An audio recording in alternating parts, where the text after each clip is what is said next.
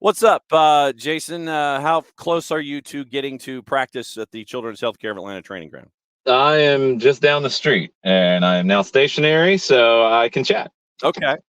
We like stationary because if you were to chat in a moving vehicle, then it might be a bit of a problem for. I don't like to do that. I know some don't mind it. I am not a fan, especially when, and this is a very Atlanta thing. So if you're not from the Atlanta area, you're going to be very confused by this.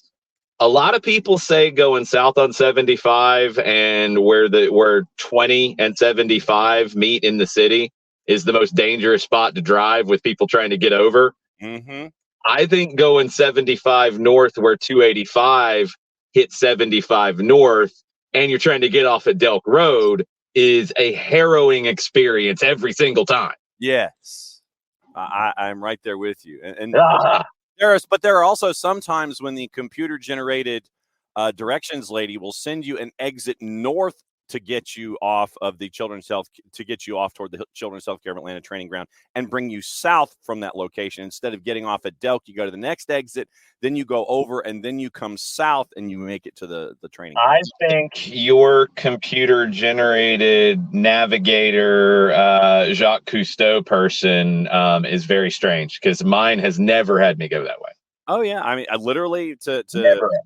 to keep off the traffic and everything that is getting off to where you're slowing down and having to do the loop-de-loop to come back over the top to turn north. Yeah, I got sent the next exit, then off, and then come south. Yeah, my computer generated person is a savage. So No, I'm I would not doubt that for a second. All right, so there's how long do we have you first and foremost? 12 minutes. Okay, so then we go till 9:27. All right. So, do you want to start in discussing first team, second team, or the interview / signing / moment yesterday where Atlanta United added some help up top? Well, I think they're all interconnected. Let's start with yesterday. Daniel Rios, a player that when the signing came through, my immediate reaction was, I love this signing. This is a player that over the years, I know I've talked about it here on SDH. I've talked about it with friends. I've talked about it with Jessica Charman when Rios was at Charlotte. And I could never figure out why he wasn't getting more of a run and more of an opportunity. It was the same in Nashville during his time there. The guy's a goal scorer.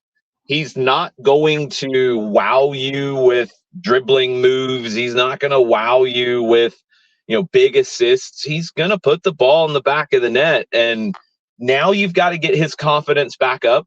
This is a guy who, when he came to the U.S., first on loan at North Carolina FC, and then he went to Nashville. He was their first MLS signing, played USL in Nashville in 19. Back-to-back years, 20 goals in USL Championship. And that's not easy to do. And then in the limited time and minutes that he's had in his MLS career in Nashville and in Charlotte, he's got double-digit goals. So he's a guy who can score goals. He's different than Jamal Tiare in terms of that backup striker role. So it's really good for Gonzalo Pineda and his staff to have two different profiles in that role behind Yorgos. It's going to push Tiare, who's been a little injury prone. It's going to give Rios an opportunity. And I think both of them are going to get service from the guys around them, whoever that permutation is this week and or in the future. But I love the signing. I think he is a guy who just hasn't had enough opportunities. And now you just got to get him back into the flow, build that confidence up. And I think it'll be a good signing for this club. He's been a guy who's been in the score sheet against Atlanta United, and he also had a 4-goal outburst in one of his matches up in Charlotte. So not unfamiliar for a double negative this early in the morning, that he is a goal scorer in Major League Soccer and knows how to do that. Yeah, he's a good striker, and I think he's a starter for some teams in MLS. I think he should have got more time in Nashville and in Charlotte, especially in Nashville, where they were constantly searching for a striker in those first 2 years. He could have solved some problems for them. And in Charlotte picked him up, and he could have solved some problems for them too, especially if they had realized that Karol Swiderski maybe wasn't the 9, and if they had played Rios up there, he might still be there, honestly, instead of them going to get Enzo Capetti. So all of that said, he's been back at Chivas. He hasn't played a ton. You got to get him back in rhythm. And that's going to be the challenge to make that happen quickly.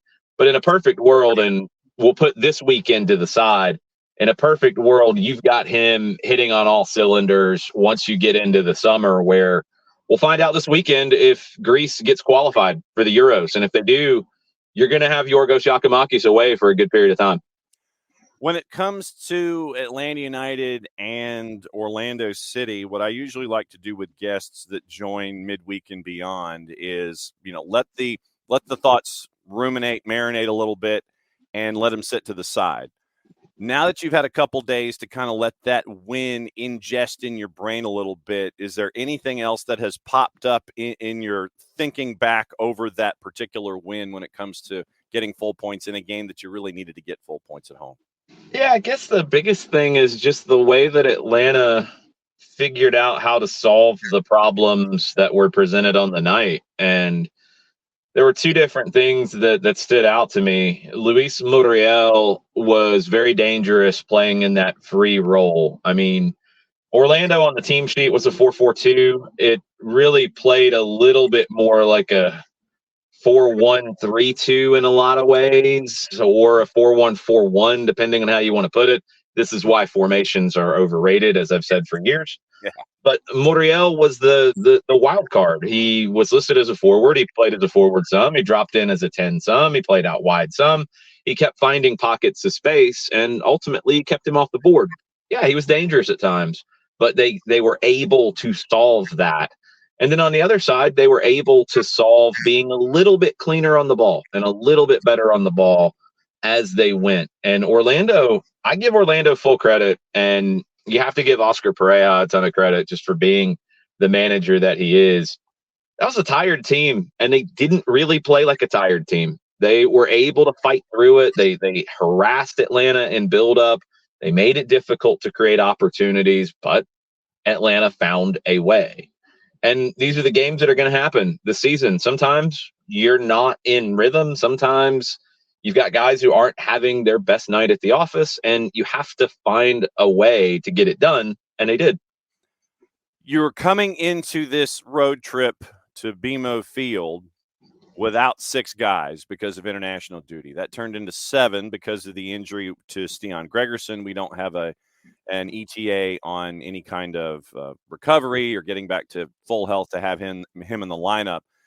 When it comes to what you are anticipating, not necessarily even starting 11-wise, but roster-wise, travel party-wise, heading north, what are you looking for first and foremost with Atlanta United heading to Toronto? How much of a twos influence are we going to have here, and how much of it is the depth that was constructed for moments like this for Atlanta United with this match coming up this weekend?